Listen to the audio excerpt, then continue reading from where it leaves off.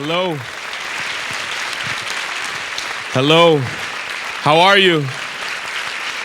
Good to see you. Wow, good to see you up there as well. Thank you so much for that introduction. It's my honor to be here with you all. I saw you're downtown. I saw all of it. It just in one quick glance. So thank you for having me here. I've met so many amazing students and staff. Thank you for that beautiful introduction. I feel the burden to tell the truth with that introduction, and so thank all of you for having me. I'm sorry that there are some students who wanted to be here and could not fit in, and so I think some of them are watching online and we're broadcasting it that way. So I'm honored to be here with all of you. I'm new to New York, and so I took a train from New York to Albany. And if you've never done that, that's a beautiful trip. And then I live in New York City. I moved to New York from Atlanta, where I've lived for most of my adult life. And when I think New York, I think New York City. Like I think Brooklyn. And so it was a beautiful trip. So if you've never taken that trip from Albany to Manhattan, you go along the river. So it was a peaceful time. And then they drove me here. And so I know you all live and go to school in the middle of nowhere. And I know that has its unique challenges, but it is a beautiful place. It's a beautiful, cold place. But I spoke in North Dakota and Minnesota, I think just about 2 weeks ago. And I kid you not the wind chill, but the actual temperature was 40 below zero. And so, like, when it's like 30 there, they don't even wear coats. There's a whole different thing. And so I'm honored to be here because I believe we're in a very difficult time for our country, for our nation. And very few people know it and feel it like college students. Like you are keenly aware, in part because you are a part of an information generation. Like contrary to popular opinion, you are probably the most well-informed people in the history of this country. Like you read the news. There was a time not that long ago, many of you don't even know this, where you had to wait until like 6:30 in the evening to watch something called nightly news.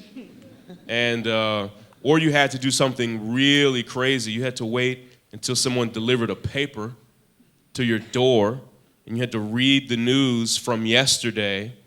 That day, you had to read yesterday's news, but you are up to the minute, and you're greatly informed, and some of that is why you are also keenly aware of how problematic the time is that we're living in. So today, I hope to be a teacher in a lot of ways, and for many of you, it's weird because you know me as a Facebook profile picture, and you're seeing the profile picture walk and talk and move, and but I promise you, I had a full life before you started following me on Facebook or Twitter, and part of the challenge of living in the time that we live in, and part of the challenge for me is so many of you only know me from what you've seen over the past year or two.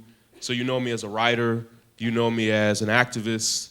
But I'm 37 years old. I've been in charity work and nonprofit work most of my life. But my first job out of college was as a high school history and civics teacher. And I find myself, and sometimes when life gets difficult, you find yourself going back to your roots. And in a lot of ways, the articles that I write, the stories that I write, even the things that I post online, a lot of that I do as a teacher, trying to instruct people. My training is actually in history, and my degree is in African American studies, and I'm actually in a graduate program in history now. And so what I hope to do tonight is not necessarily inspire you, although I hope you leave inspired, but I don't necessarily think that inspiration is what you need. Like, I believe that you are inspired. And part of being inspired is being frustrated. Like, I believe you're frustrated. I would be troubled if you weren't. But what I know about you, what I know about students here at this school, but what I see when I speak to students all over the country is you don't need more inspiration. What I hope to give you is some context for how we got to where we are. And I hope to point the direction for where we go next.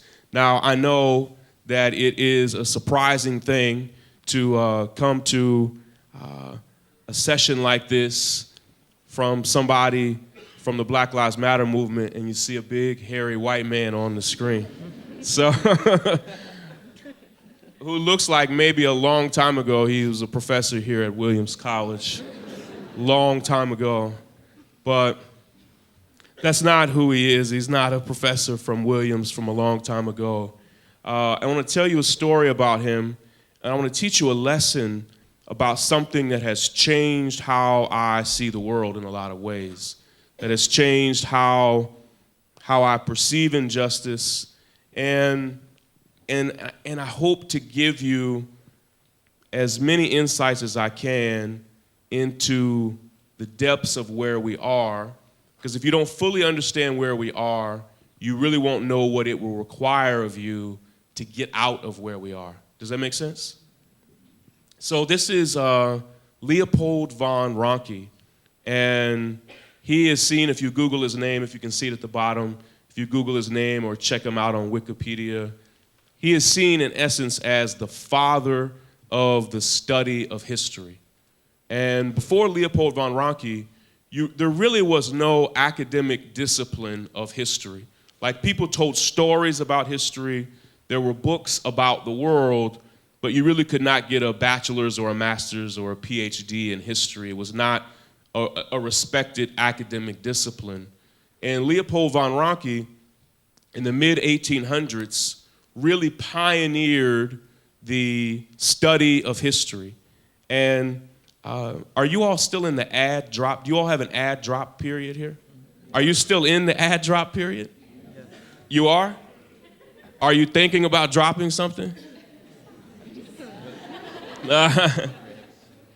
Well, I was in a class. I was in a history class, a graduate level history class, and it was the spring of 2015.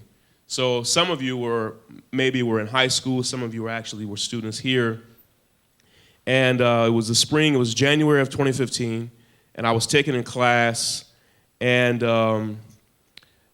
it was about a week in, and I had to go to the website and find out if I was still in the ad drop period. Because it was one of those moments, and you don't have to shake your head if your professors are here, but it was one of those moments where I was like, this might be the worst class I've ever registered for, and I need to find out if I'm still in the ad drop period. And so I went and I saw that I was still in the ad drop period, and I immediately wanted to see like what else was available, but I definitely waited too late. And if you wait too late, like the only thing that's left is like advanced badminton and like swimming 5, or like there was nothing relevant to the program that I was in that was still left.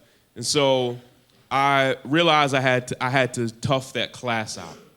And it ended up being a divine moment, because in that spring of 2015, it was a very difficult time for me personally, and for a lot of activists, and maybe even for some of you.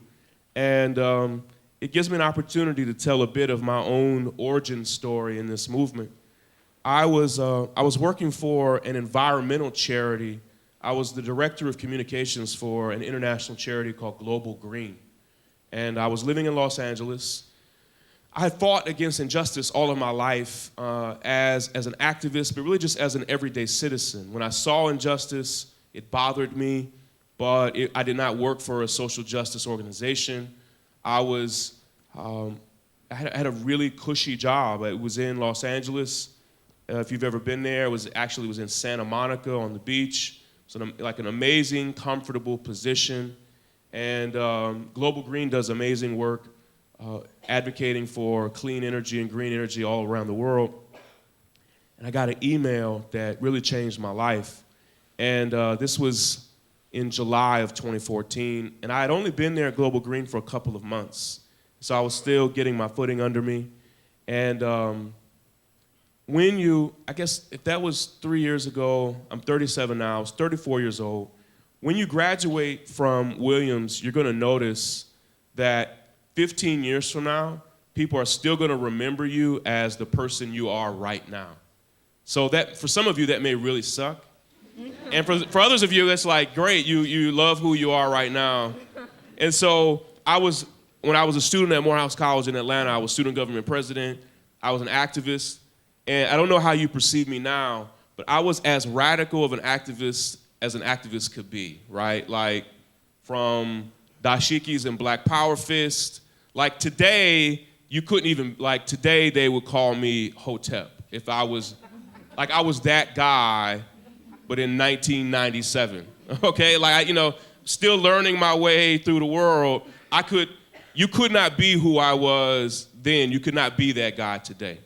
And so I was a radical activist on campus. And so for all of my adult life, my classmates, who I don't see anymore, still thought of me, no matter what I did or changed in life, still thought of me as a radical activist. So one of my Morehouse brothers sent me an email, and he said, and this shows you how much times have changed. He said, Shaun, there's a video on YouTube. He said, you gotta see it. And he said, it's unbelievable. He said, there's a guy on there, and he looks like he's in his 40s, and the police are harassing him and berating him, and he's asking them, like, why are you bothering me? And he said, man, what you're gonna see in the video is crazy. They tackle him, and they take him down, and they start choking him, and he's yelling that he can't breathe, then he's muffling that he can't breathe. He's like, man, it's on YouTube, and they choked this guy to death right there on the sidewalk. And today, sadly, even as she referenced in her introduction, we've seen many ugly videos like that. But when I got that video and got that link to YouTube, none of us had ever seen anything like that before.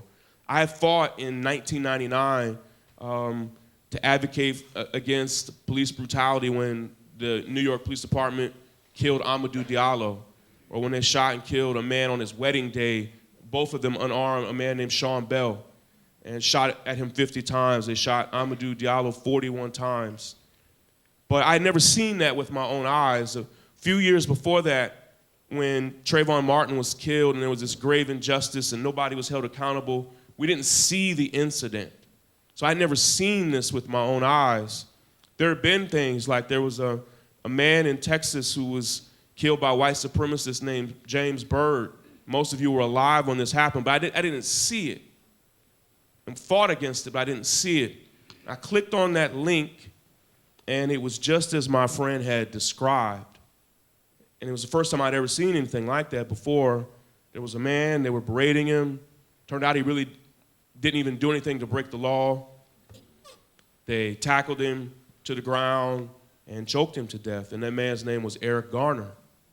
And I became obsessed with that case. And so much so that I started doing like a terrible job at Global Green. It was all I could think about. Many of you have been in that position before where, like, many of you might have been in that position. Like, do you remember the day after Donald Trump was elected? Did you go to class? Right, or like, even I spoke to some of you, it was hard to go to class for days. It was hard to concentrate. You were concerned about the world. And that's how I was that July of 2014. What I saw shook me. And the next day I learned that Eric Garner, I learned that chokeholds had been banned in New York for 10 years. Then I learned that he was a father with a big family, and I have 5 kids myself. So I felt a connection, like I could imagine what it would do to a man with a large family who was beloved to just be killed on a random July day, what it would do to his family, and I just became obsessed with that case. And I had the thought, I'm gonna share this video. I'm gonna share it, And I wasn't nearly as known as I am now, but still had a decent following of people that I had met across the years.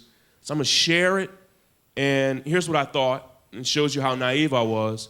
I'm gonna share this video, and I even took screenshots of the law saying that chokeholds had been banned. I'm gonna screenshot this and share it, and somebody's gonna be held accountable. Like, that's how I thought justice worked. I'm gonna share it, people are gonna see it, and within a couple of days, millions and millions of people saw it. When I first got it, almost nobody had seen it yet. And we shared it, and I taught myself how to edit videos and how to edit photos, and I did slow-mo to show people the move, and I was thinking to myself, somebody's gonna be held responsible. Like, I wasn't sharing it because I enjoyed sharing it, I hated it. I shared it because I thought someone would be held accountable. And literally, I was writing a story about Eric Garner on my Facebook page, and a different friend of mine sent me a text message, and this is how he described it, how it unfolded. And he lived in St. Louis, but he said, Shaun, there's a neighborhood in St. Louis named Ferguson. And he said, man, right now, he sent me a link. He said, man, it's crazy. He said, there's a kid laid in the middle of the street, and there are people filming it or live stream, and you can literally see blood running down the street, and they just had the kid laying out in the street, and police just shot and killed this kid in a neighborhood named Ferguson. I clicked on the link, and as soon as I clicked on it, people were irate. I mean, you could literally hear people screaming and yelling, and you could feel the anger building. And I had the thought, oh my God, people are being killed like every few weeks. And then literally the next day after Mike Brown was killed, I learned that at a Walmart in Ohio, a brother was in the pet food section, literally talking to his girlfriend on the phone in the pet food section, and some idiot lied and said this man, John Crawford, had a gun and was pointing it at people, which he had never touched a gun a day in his life. He had gotten a gun, which he never pointed at people, a pellet gun, and was literally just using it like a stool, like a cane. I've watched every security video, and he never pointed it. He was a healthy, regular guy, and he just pulled it from the shelf and was just setting it like this. And the guy called 911 and said that he had loaded a gun and was pointing it at people. Police came in and shot John Crawford within 2 seconds of seeing him. And I remember then I was like, oh wow, it's not like every few weeks, it's every few days. And then I learned that it wasn't every few days, but it was really every few hours. And a lot of us came to an awakening that, wow, this problem has many more layers. It's much deeper and much more prevalent, much more problematic than we thought. I thought it was every few weeks, then I thought it was every few days, only to realize that it's every few hours. And then in November of 2014, I found out that police in Ohio had shot and killed a young boy named Tamir Rice, and he was playing in the neighborhood park with his sister. Same thing, shot him on contact. They lied in their reports. The officer who shot him was fired from his previous department, and the previous department wrote in their reports that the officer who killed Tamir should never work in law enforcement again, but he was hired by the Cleveland Police Department anyway, and then literally that same year shoots and kills Tamir Rice. And I had the thought, like many of you had the thought, damn it, I'm gonna march, I'm gonna protest, I'm gonna tweet, I'm gonna Facebook, I'm gonna write about it, I'm gonna do everything that I know to do.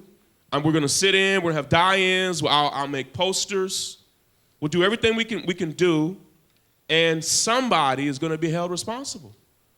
And then we learned that that's not how this country works. That nobody was held responsible. Not only for the deaths of Eric Garner or Mike Brown or John Crawford, Tamir Rice, but then in 2014, over 1,000 people had been killed by police in this country, and not a single person was held responsible for any of them. Which is, any of you who are into math or statistics, like that's a ridiculous, like 0.0% is ridiculous. Like that 0% of those were wrong or criminal is beyond the realm of scientific reason. And so we fought and fought and fought for justice, and instance after instance, in each of those cases and in many more, we learned that there would be no justice.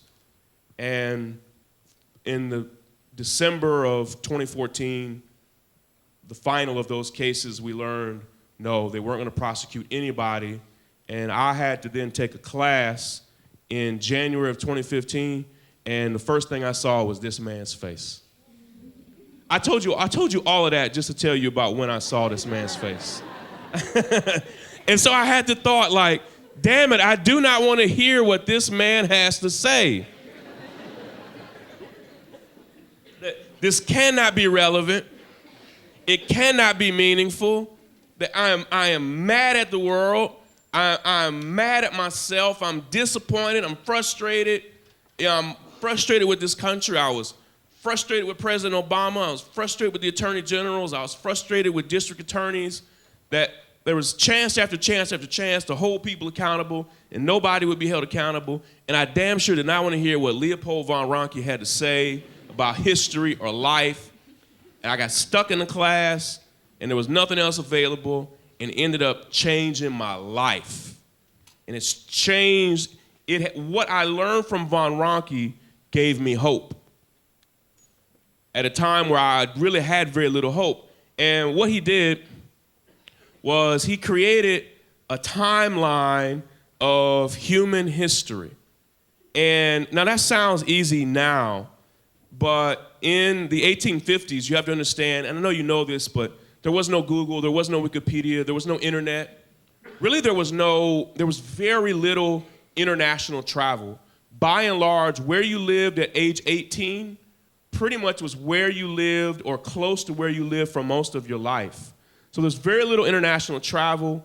There was very little sharing of information. So people knew very little. If you lived in one country, you knew very little about people who lived in the next country, or the country below you or above you. And so von Ranke wanted to create a timeline of human history. Now, most of these people were not on von Ranke's timeline. Like, I just noticed recently that here's Rerun from What's Happening. And now a lot of you don't know who Rerun from What's Happening is. So I'm doing you a favor. Later, you need to go to YouTube and search. You need to search Rerun, What's Happening, Dance. You have to put dance on there. Now, is there anybody who wants to do the dance? If you do it, I might have a prize for you, maybe. No? Anybody? Well, you need to YouTube it later. But, so, Rerun was not on Leopold von Ranke's timeline, but he did do something like this. In essence, it took him almost 35 years. He literally started finding people, every hero, every villain, every inventor, every musician, every person of note, every person that did something huge, something significant, good, bad, or ugly. He started compiling, in essence, a database of human history. And what he wanted to find was what are the trends throughout human history. So as best as he could, looking back on it now, we could call his research flawed, but as best as he could, he began collecting a huge library to understand what did history look like from the beginning of time until where he was for the world as he knew it. And he saw something that troubled him, that caused him to think there was something wrong with the way people viewed history. And it gets to the root of the lesson that I want to teach you today. In essence, what von Ranke found was that, and psychologists say that we still use this way of thinking today, von Ranke found that most people thought human beings were steadily getting better and better and better and better. If we said this was 1500 and 16, 1700, 1800, 1900, here are the 2000s, and here's the future. That the way most people viewed human history was that human beings were steadily evolving on a progressive incline.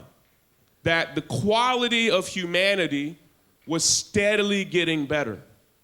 But as von Ranke began to lay out all of human history in a timeline, what he found, when he laid it out in a timeline that looks something like this. This is a timeline of the history of London.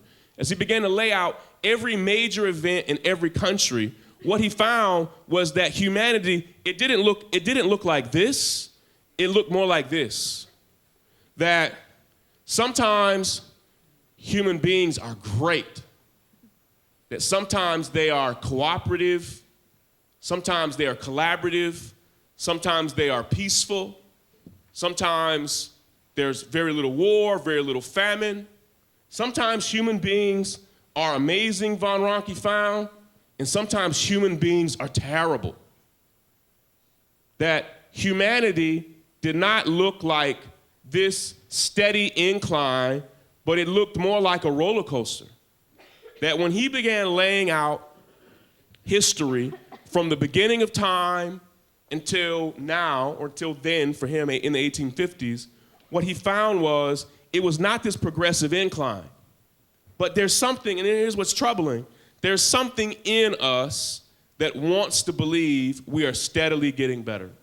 I'll give you an example. I did a research project a couple months ago because Donald Trump was still running for president, but there were many, this was right around the time where Alton Sterling and Philando Castile were both killed by police in Baton Rouge and in Minnesota this summer. Do you remember that time? And that happened, and then in the wake of that happening, there were two men who killed police in Baton Rouge and Dallas, and then literally the Klan wrote an endorsement of Donald Trump, and white supremacists were appearing at his rallies, and I heard a phrase, and I started hearing people say it all the time, and I did a research project on the phrase, and here was the phrase.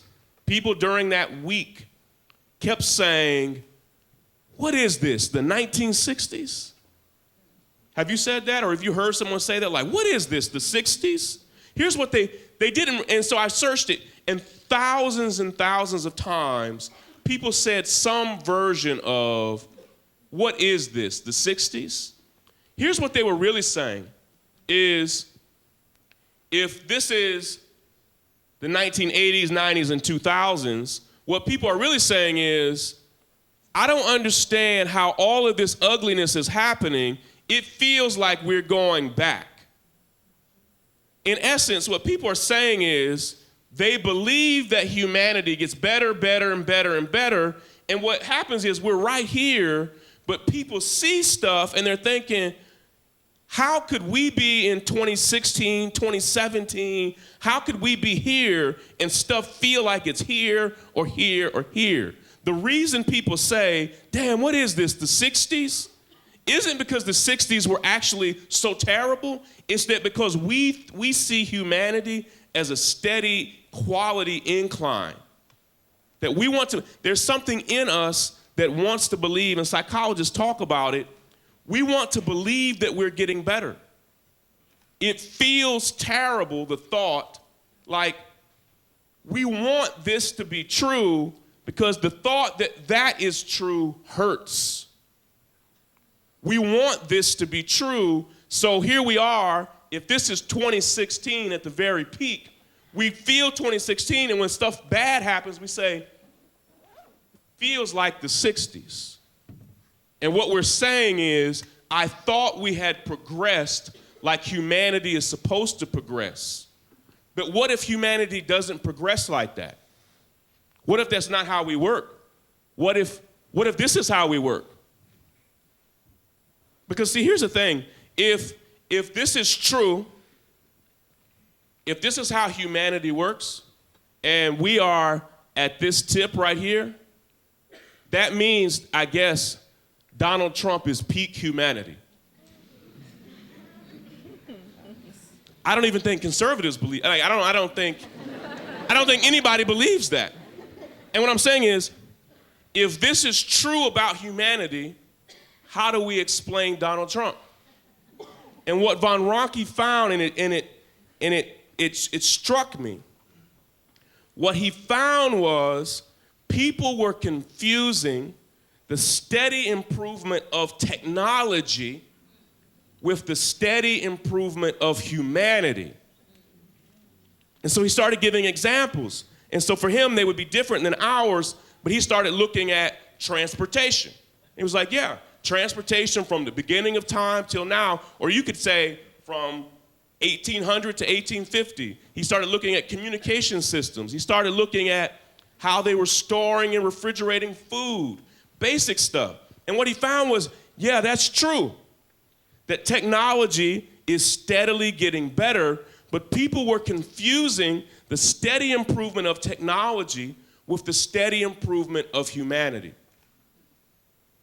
Now, with technology, this is true. Like, I am old enough to remember when I was a teenager and would call my girlfriend, the phone had a wire, and the wire was plugged up to the wall. Now, that creeps a lot of you out. It was a little like curled up wire, and you knew that whatever you said to your girlfriend on the phone, that my mother would hear it, and I am deeper than that. I knew whatever she said to me, her mother might hear it. And there was also something weird that you could be in another room and pick up the phone and hear somebody else's conversation. See, some of you are like, how does, see, for the older people in the room, it's like, yeah, that's how phones were most of my life. But for most of you, like that was a thing, that you could be on the phone, like spitting game to your girlfriend, and she could be on the phone with you, and unbeknownst to you or her mother could be in another room on the phone listening to the whole thing. Like, you can't do that on the iPhone.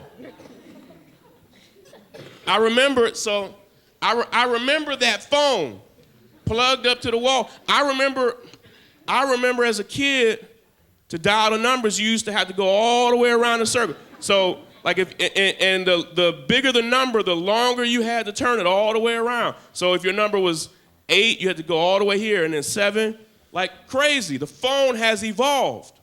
Now, it is true that phones have gotten better and better, but I can't explain the Galaxy Note 7 for my life. Like, the Galaxy Note 7 throws a wrench in my illustration, right? Even when I got on the train today, they even announced on the train, you are not allowed to have the Galaxy Note 7 on this train. Yeah, that's a problem. Technology steadily improves. And what Von Ranke found is that people would see that improvement of technology, and they would apply that, assuming that humanity grew and evolved and improved with it. What he found was it was not true. That's technology, but that's humanity. That technology, with few exceptions, is getting better and better and better, but that humanity is a series of wild peaks and valleys. I'll press my case. If humanity is steadily getting better, how do we explain this image? Not the image so much, but why this image exists. For those of you who have not seen this image before, this is an actual diagram created during the transatlantic slave trade by business people who needed to determine how many human beings they could fit onto a ship, because they needed to ship them and sell them as property. Because here's the thing, that's real, this is actual, and if this is zero, or if this is the beginning of humanity, think of this as a timeline. If this right here, if this corner is the beginning of humanity, and that corner is today, then this took place about right there. Do you understand what I'm talking about? That this, if this is all of time, this did not take place here or here. This took place right about here. How do we explain that? This was not a slip up in history, but was a sustained period of hundreds and hundreds and hundreds of years where human beings were bought, sold, and shipped like property. If this is true about humanity, then how do we explain this? How do we explain him? This is art. This is life. If this is true, how is this true? How is he true? If this is true, how are they true? They literally, yesterday, at a Holocaust museum in Indiana, 4 Holocaust survivors spoke out against the current ban on immigrants. Like, people who experience this are still alive. And if this is true, that we're getting better and better and better and better, how do we explain that millions and millions and millions of people were rounded up and exterminated? How do we explain this? This is a pile of shoes, mainly of women and children's shoes, at a museum in Auschwitz. They were forced to take their shoes off when they would enter into the camps. Because the shoes were made of leather, they have just survived, and they have them in this enormous pile. You can see someone had a decorative sandal. You can see some color that has survived. If this is true, how is this true? Many of you were alive when Rwandan genocide happened. That in a span of about 60 days, 1 million people were hacked to death. This is at a genocide museum in Rwanda. And literally to this day, all throughout Rwanda, they regularly find bones and skulls all over the country. And they collect them and store them and document them. See, this is true because that's not true. This is not how humanity works. We're not getting better and better and better and better. This is how humanity works. And I'm teaching you this lesson in how humanity works because a lot of us, a lot of people believe we are here. And I'm not saying we're here. Like, I'm not saying that's where we are, but I know for sure that's not where we are. I know for sure that that's not where we are. Because none of this makes sense if this is true.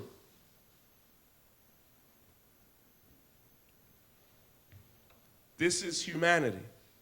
And the question is, and it's the question that I'm posing, and I'll press it and press it, is if this is true, where are we right now? If this is how humanity works, where are we? It doesn't have to be this diagram, but if this is humanity, where do you see us as?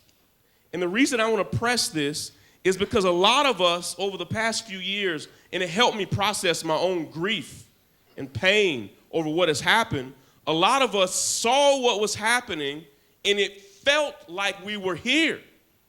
But we could not explain how we were here because we thought we were here. And there was a lot of confusion. Even after Donald Trump was elected, I talked to hundreds and hundreds of people. And the question that I got from people was, how could that happen?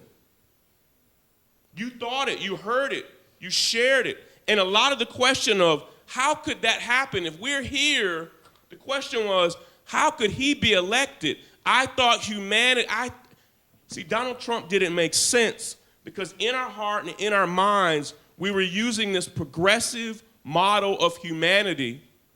We thought we were here only to find out that this is how humanity works. It works very differently.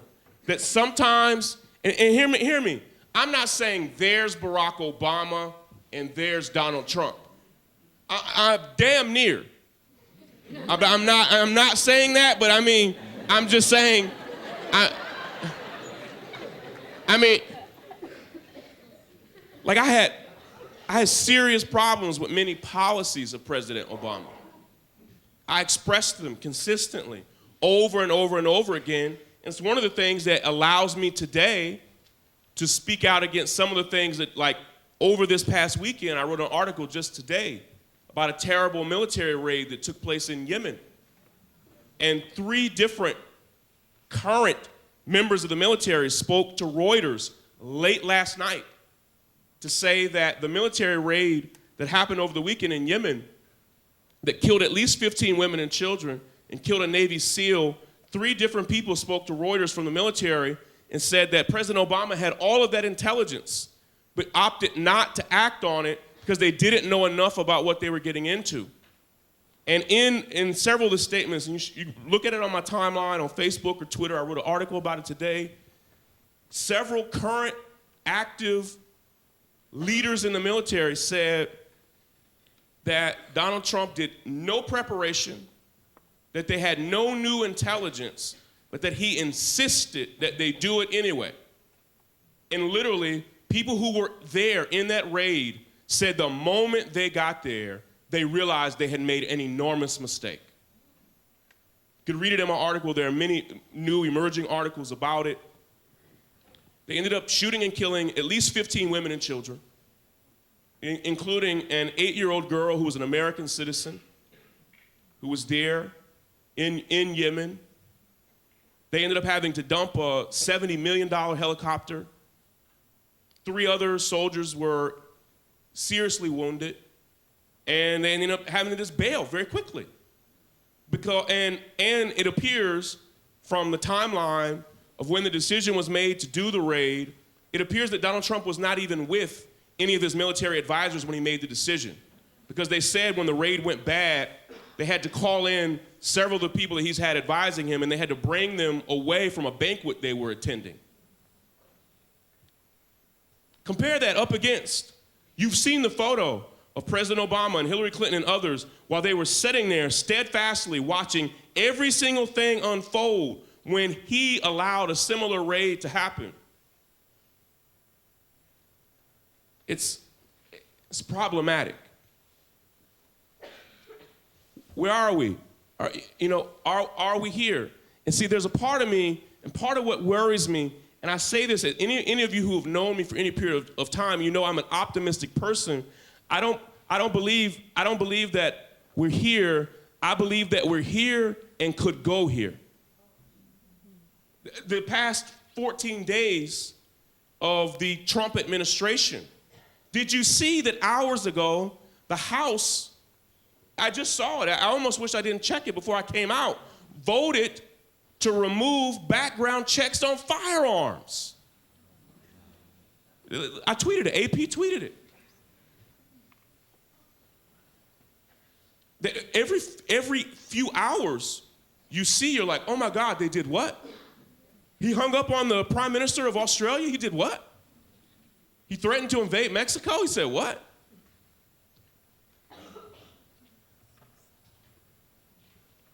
Deeply problematic, deeply disturbing.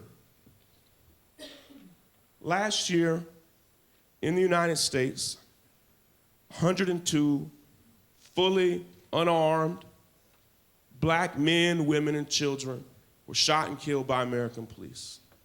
Now, that number is very sterile, and it's hard to understand. Is that a lot? Is that, we have a country of over 300 million people, so what does 102 mean? Well, these 102 people, and I have to say men, women, and children because they are often children, these are 102 men, women, and children who were completely and totally unarmed. Imagine what would happen, let me give it context, if 102 people died eating broccoli. Imagine if 102 people died drinking Gatorade, and it was determined that, there is a tiny chance you might die drinking Gatorade. You'd stop drinking it. It would be alarming. They would pull it from the shelves. It's a number. But these were husbands and wives, sons and daughters, brothers and sisters who were deeply beloved. And let me give it even more context. This is the 25th president. Does anybody know who that is? McKinley. That's right. Who said that? Raise your hand. You're so smart. How do you memorized it or? I live nearby the town of Adams, and Adams has a center statue of him. And he looks like that? And that's him. It is. It's McKinley. Yeah. This is. Yeah, I just like to know how people know. Like, I'm just curious. This is in 1902. This is last year. 102 fully unarmed black men, women, and children were killed by police. You would have to go back to when William McKinley was president to find a single year where 102 or more African Americans were lynched in this country. You'd have to go back, let's do the math, it's 2017. You have to go back 115 years to find a year in this country where that many people or more were lynched in this country.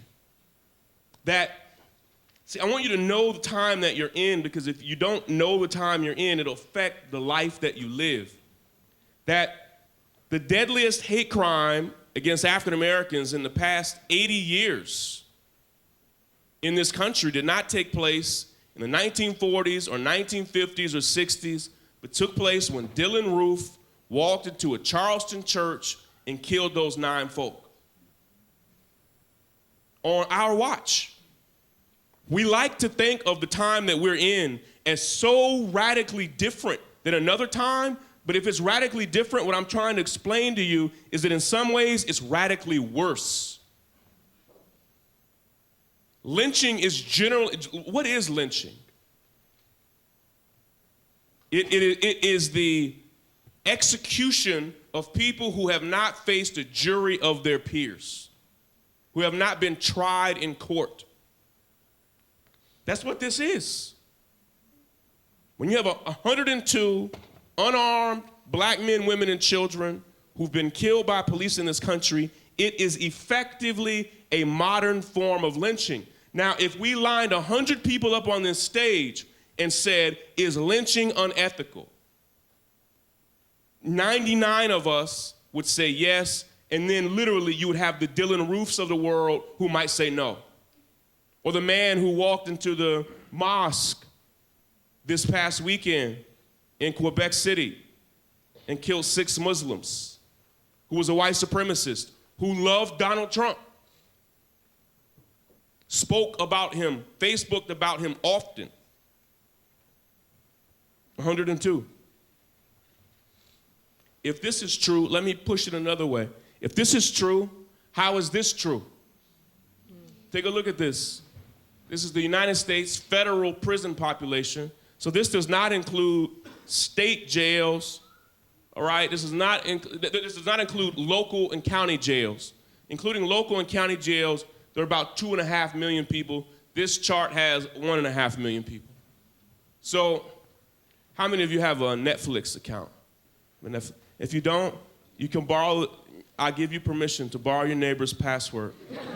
Because Netflix doesn't really they don't really care about that so much. Now, if you lend it out too many times, they'll ask you to pay them a couple more dollars to add a few more licenses.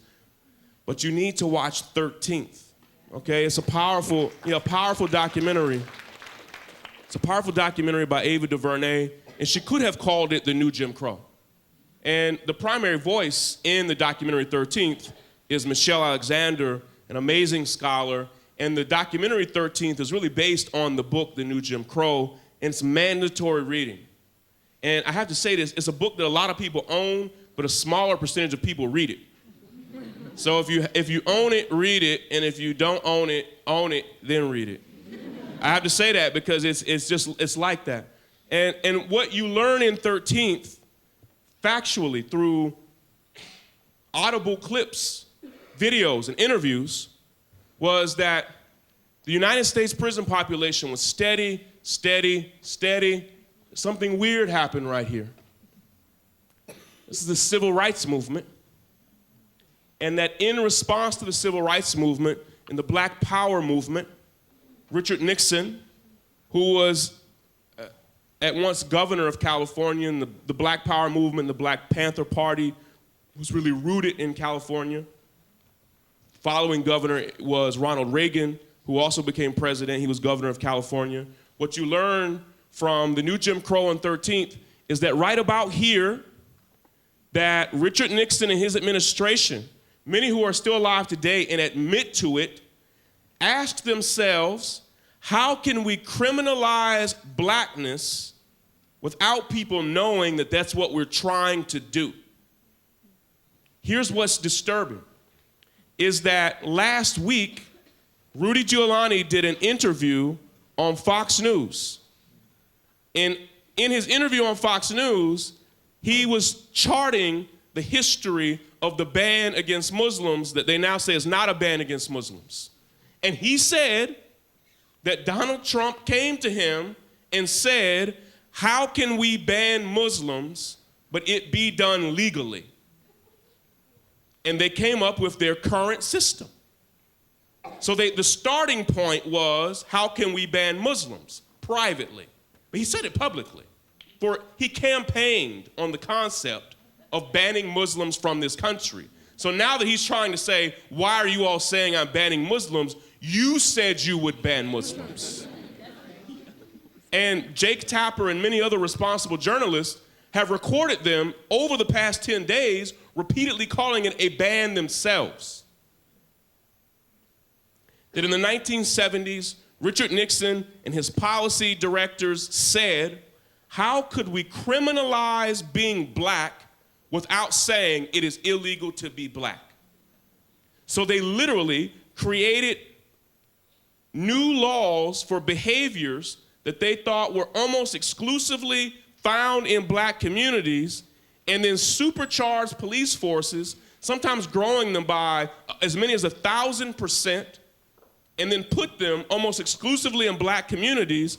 And what you saw was, this chart goes to 1925, but it could go back to the founding of this country, that prison population was steady for hundreds of years, and then it exploded by over 1,000%. And what I have to correct people, and it's an easy thing to say, but people look at this, and they look at our criminal justice system all the time, and they say, it's broken. And what 13th and what the new Jim Crow, what they explain so well, is that this is not broken, this is on purpose. And here's the thing, because if you believe this is broken, if this is a weird accident, if you believe that this was a well-designed system that started falling apart, then you don't understand its design. That this right here is not a system that's broken, it's actually a system that is working exactly the way they intended it to work. It is a well-oiled machine. You do not grow like this without it being deliberate. If this is true, how is this true? International rates of imprisonment. I want you to understand the time that we live in now. That not only do we have the highest rate of imprisonment, hear this, not only do we have the highest rate of imprisonment in the world, we currently have a higher rate of imprisonment than South Africa did at the height of apartheid. I have to give you historical context because, again, if we had 100 people on the stage and we said we want Republicans and Democrats and liberals and progressives and conservatives and libertarians, if we got 100 people on stage and said, was apartheid in South Africa an unethical system?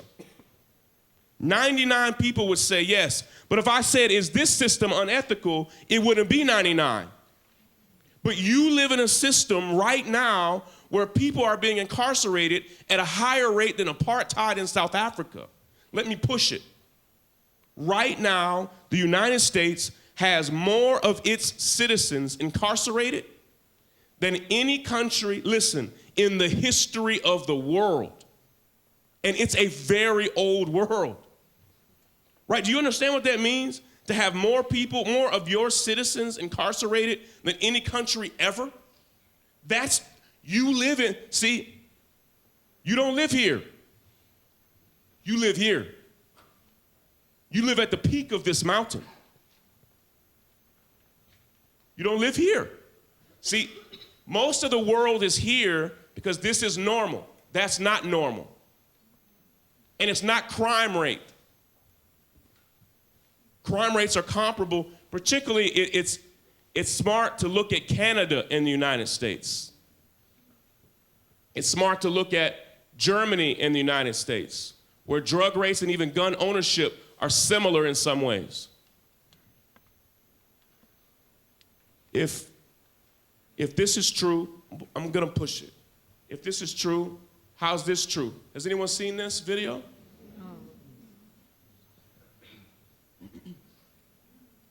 I don't know if we can do audio.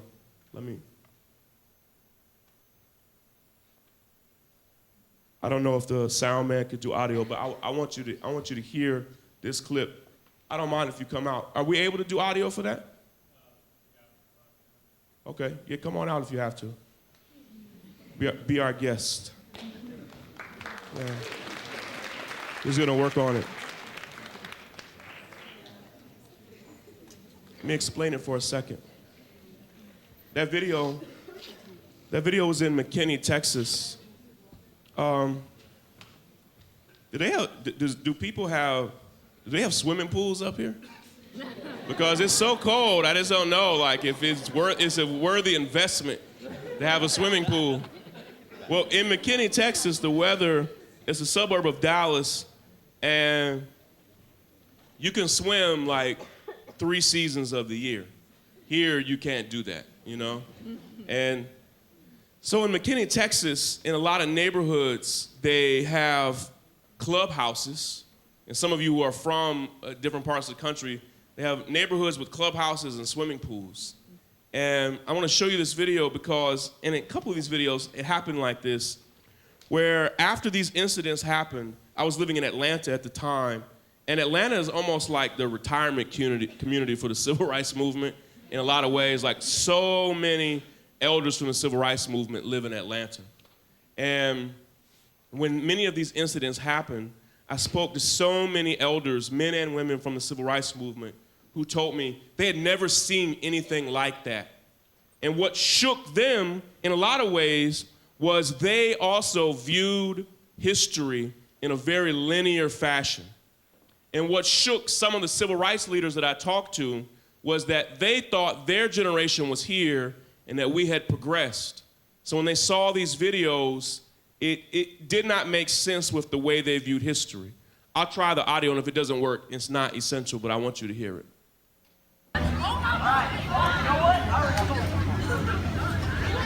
Yo, jumper, what the? Why is he acting so crazy?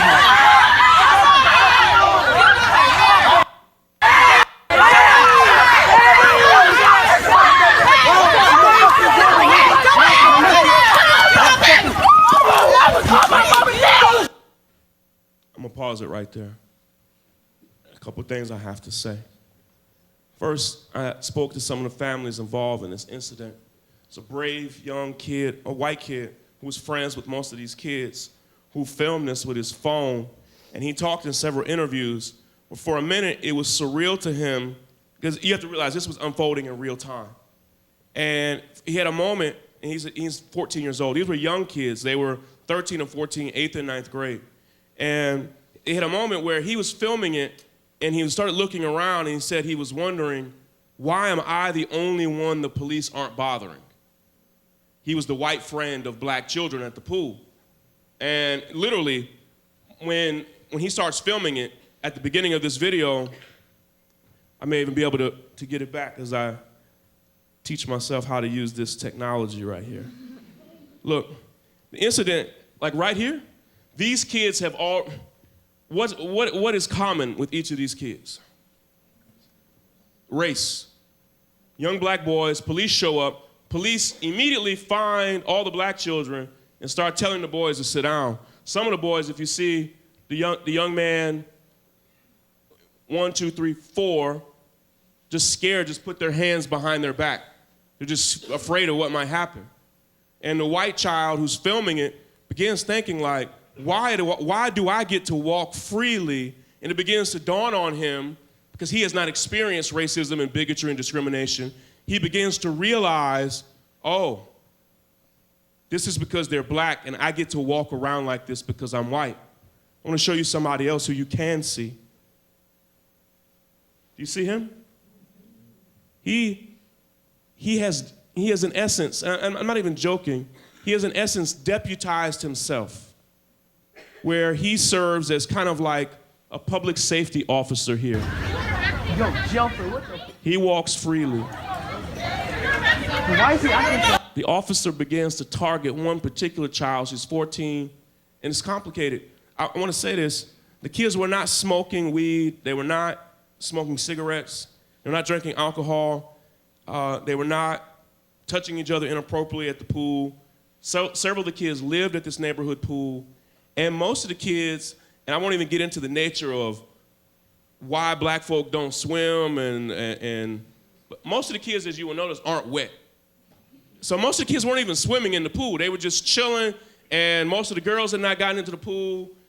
And so as you'll see, the kids are here. They're not breaking any laws. And then there's one thing that I want to show you.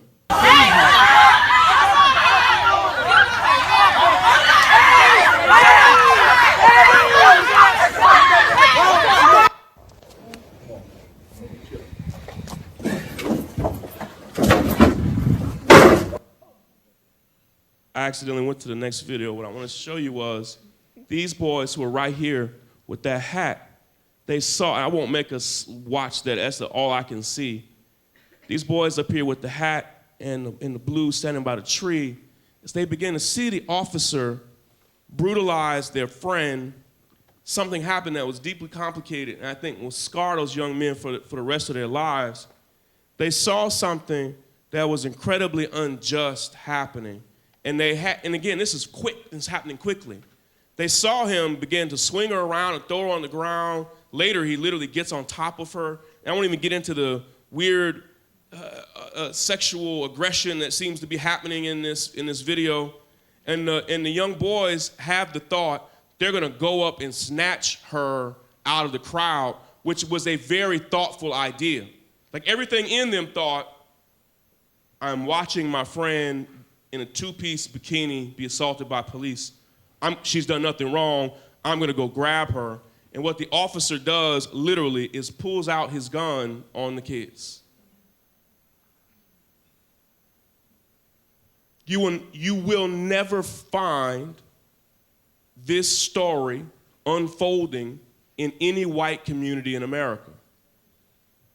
And we have to grapple with if that's true, how do we explain? If this is how humanity works, how do we explain that pool? How do we explain this? How do we explain this incident?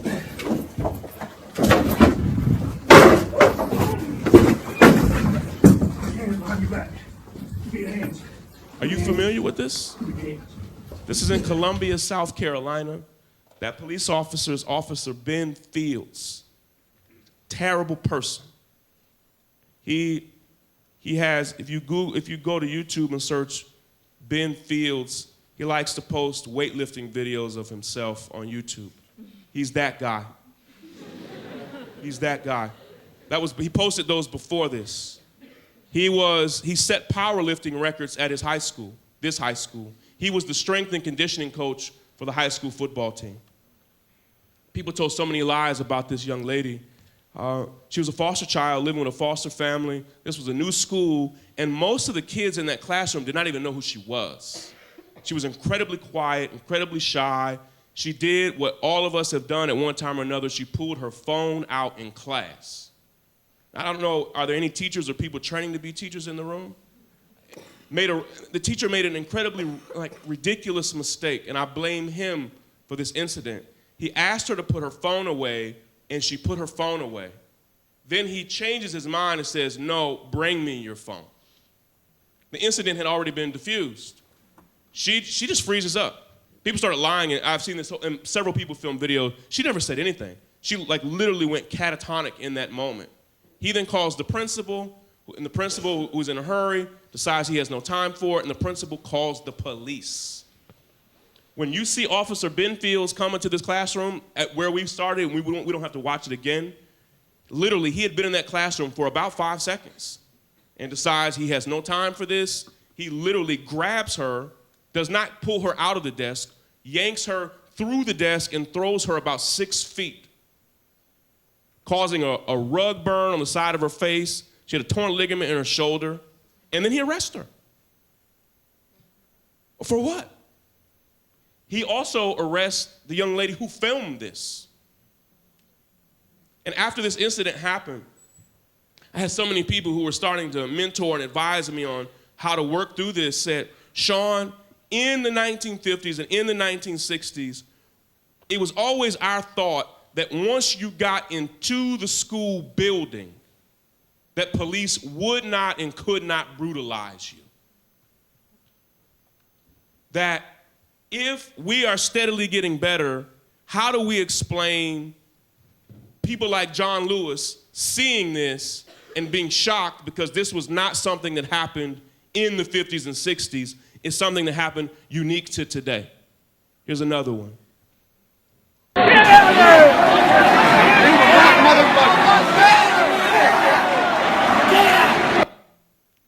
Do you see that red hat? What do you think that red hat says on it? Make America great again. That man in the red hat, I did not know at the time. We found out the next day.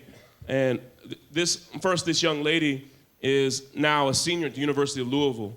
And she sent me, literally, outside of this moment, when she got out, she and her friends, I'm from Kentucky, contacted me right away to say, you have to see what happened. Because she has a phone right now, and she's filming what's happening to her. And you see everybody has their phones out. This man in the red hat, his name is Matthew Heimbach.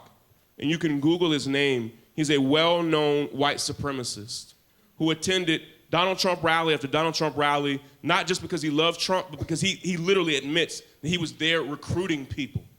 Matthew Heimbach.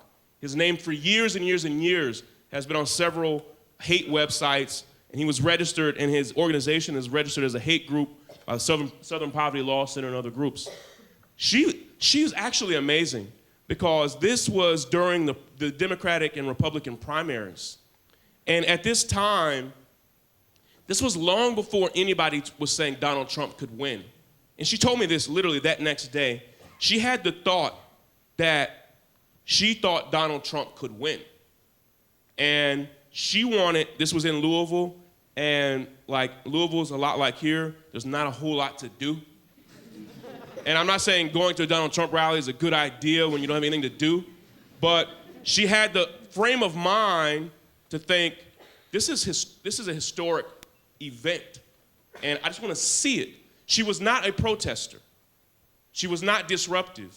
And in another video, and even in this video when we enhanced the sound, you can literally hear Donald Trump saying, "Get her out of here." And so the men literally began yelling at her and shoving and pushing her. That's Matthew Heimbach yelling at her. I wrote the first article about this, and I called this man right here a veteran. He looks like a veteran. And I kept saying this veteran was pushing and yelling at her. Are there any veterans in here? Any veterans? And so, literally, the military contacted me and said, we need you to make a correction. This man is not a veteran. He just dresses like one. That he goes to public events dressed like veterans because he likes the way people treat him. And if you see all of the videos, people are treating him with an overwhelming amount of respect and deference because they assume he's like an old veteran. He's not. He just dresses like one. Not a veteran. It's cosplay.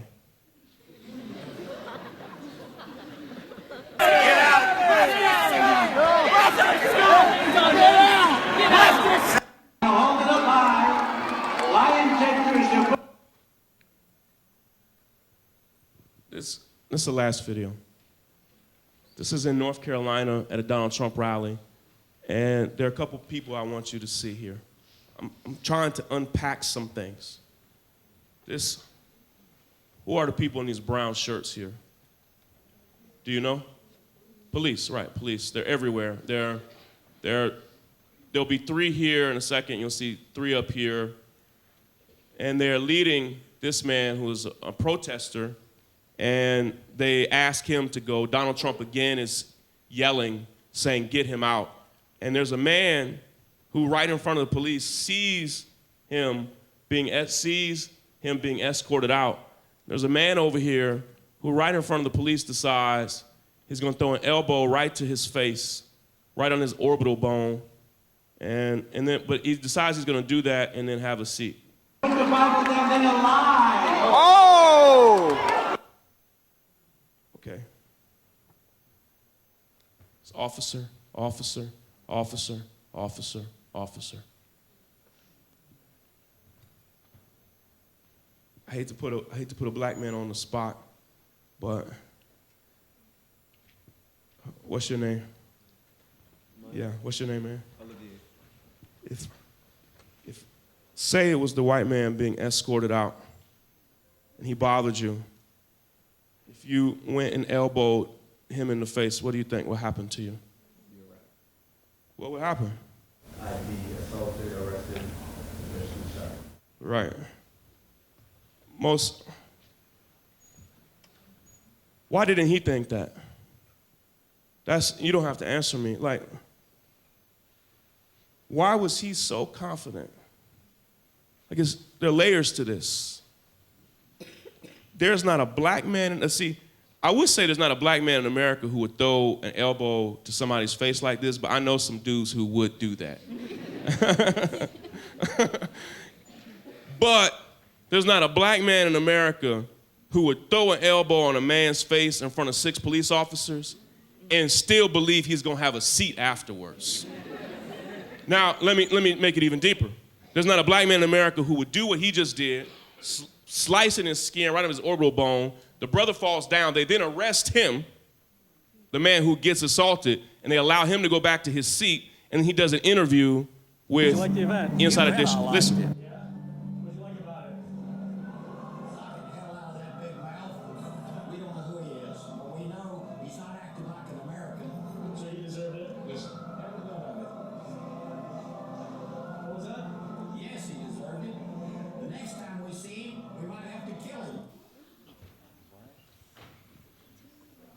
So I'm trying to unpack here.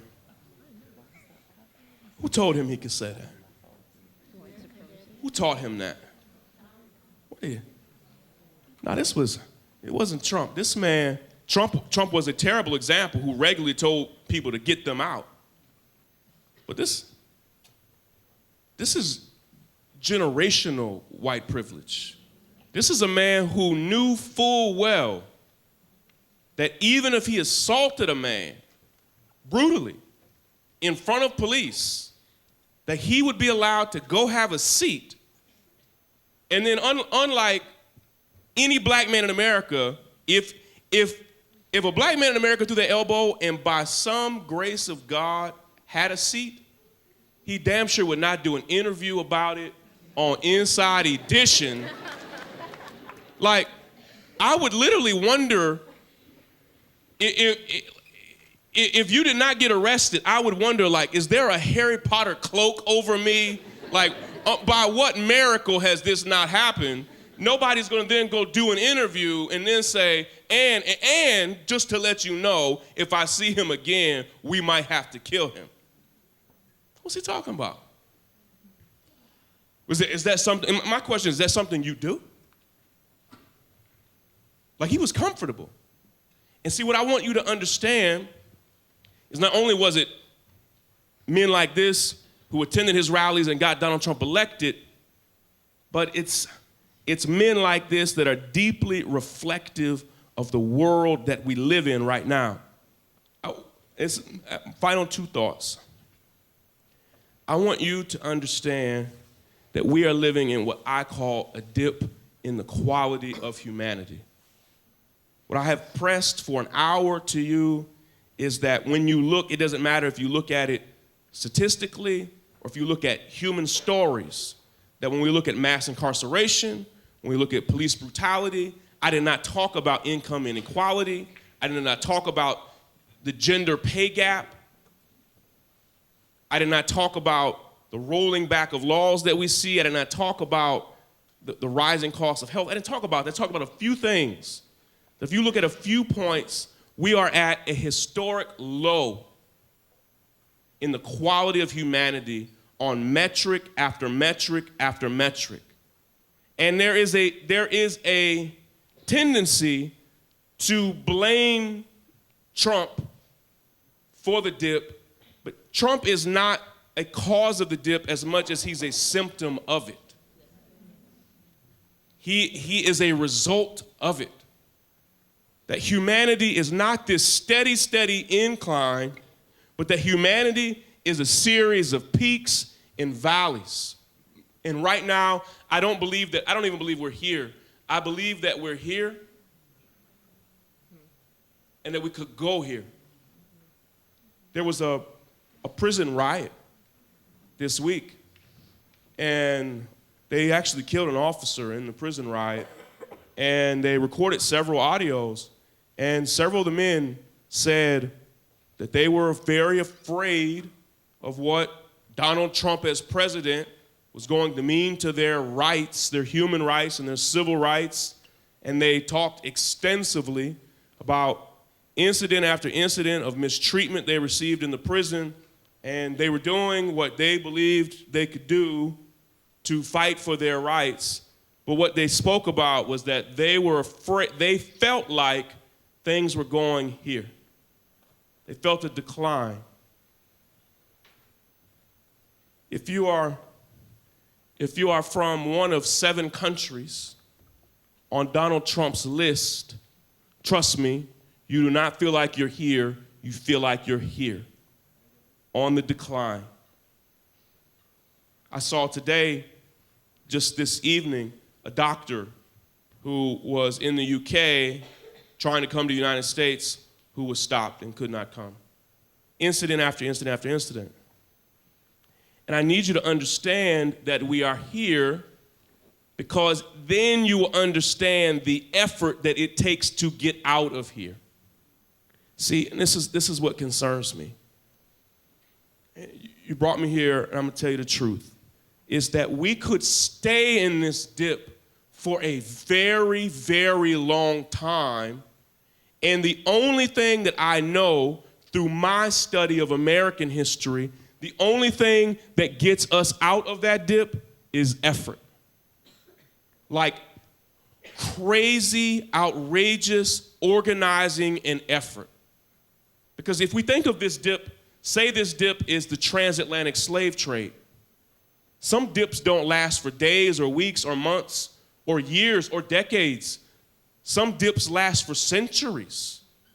And Harriet Tubman, did you hear what Donald Trump said about Frederick Douglass? You should read the transcript. Like, hearing it's one thing, but reading the transcript. He repeatedly spoke of Frederick Douglass in present tense, as if he was alive. He kept speaking about how he was making society better now.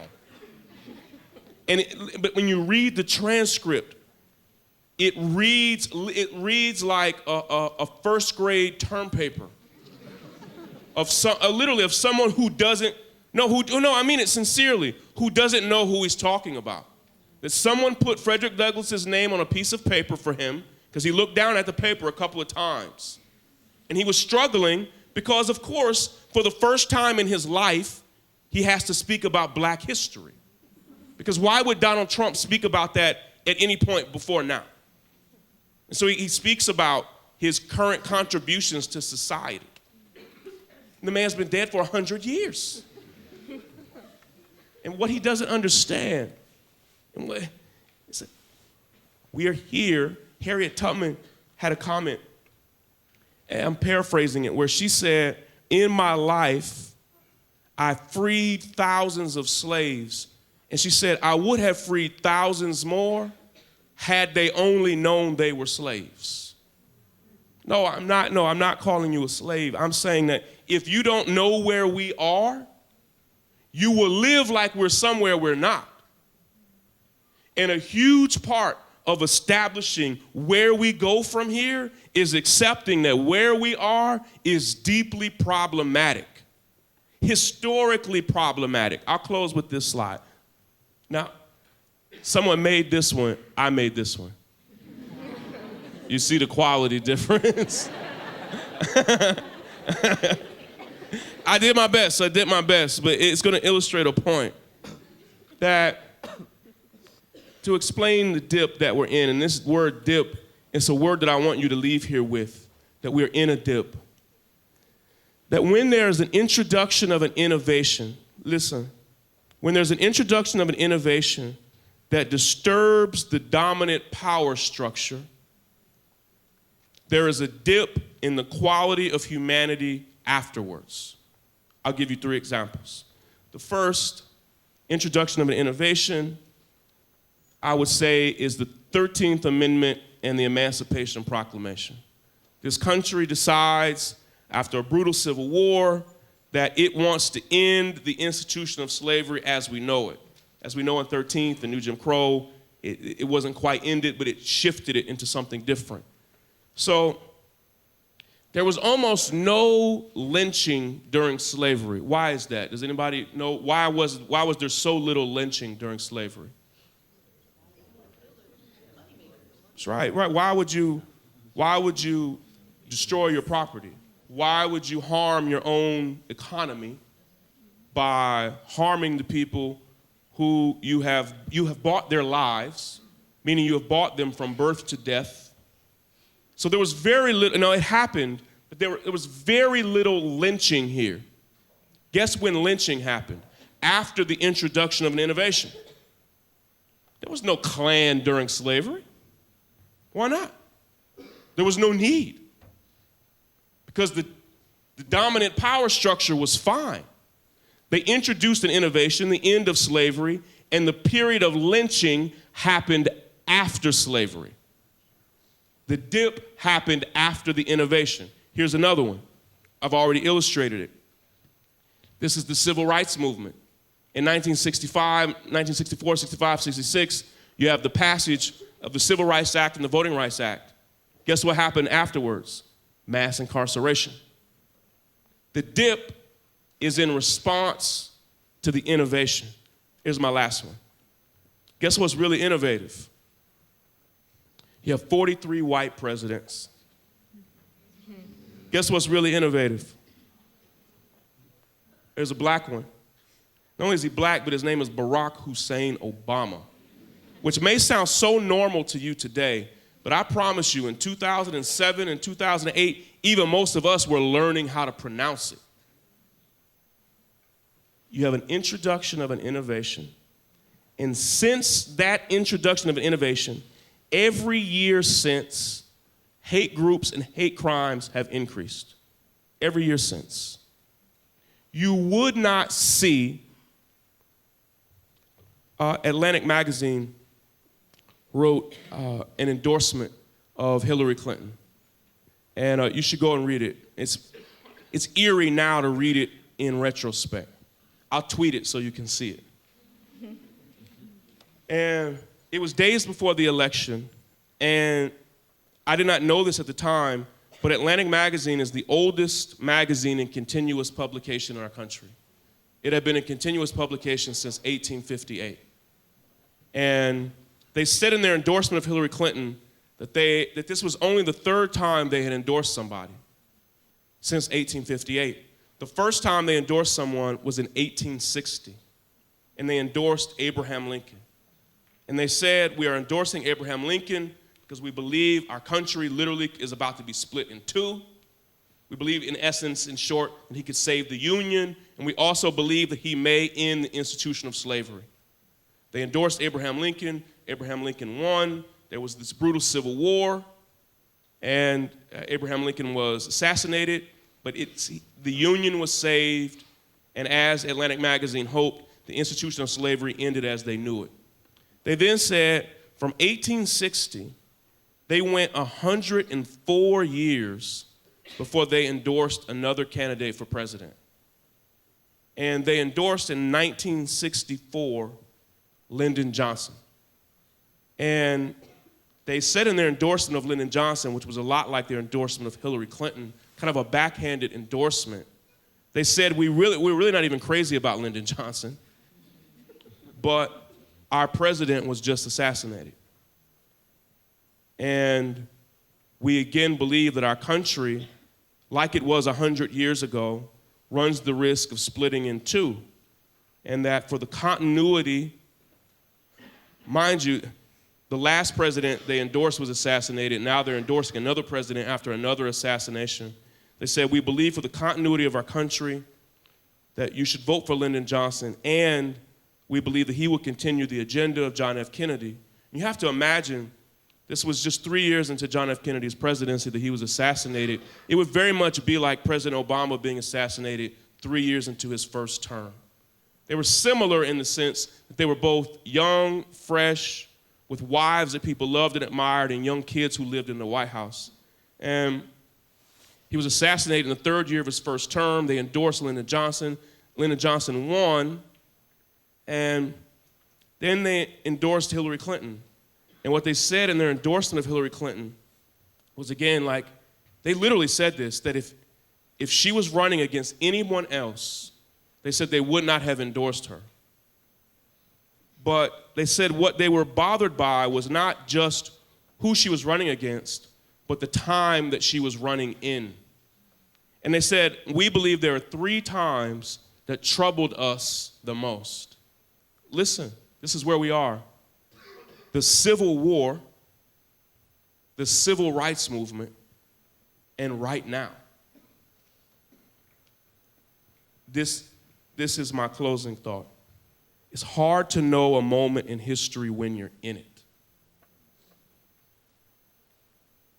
When Dr. King and Rosa Parks started the Montgomery bus boycott, they were not even calling it the Civil Rights Movement. Dr. King was 26 years old. He had not yet finished his dissertation. He was actually still enrolled in college.